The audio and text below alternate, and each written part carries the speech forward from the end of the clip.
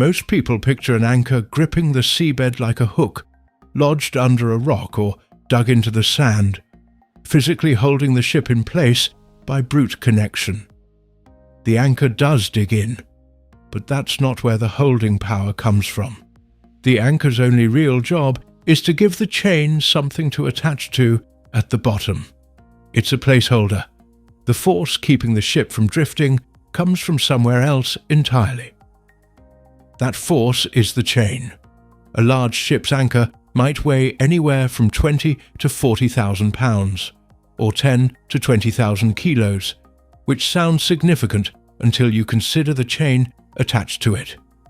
A single link in an anchor chain on a large vessel can weigh over 500 pounds on its own, and the full chain typically runs to several hundred feet and weighs 500,000 pounds, or 250,000 kilos.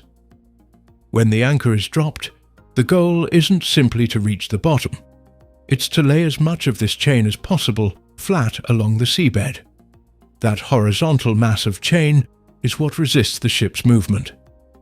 When wind or current pulls the ship sideways, it's pulling against the dead weight of hundreds of feet of chain lying on the ocean floor.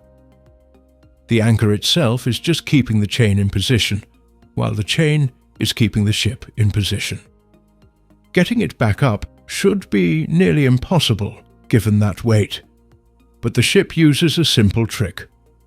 Rather than pulling the chain up from the side, which would mean lifting its entire horizontal length, the ship drives directly above the anchor first.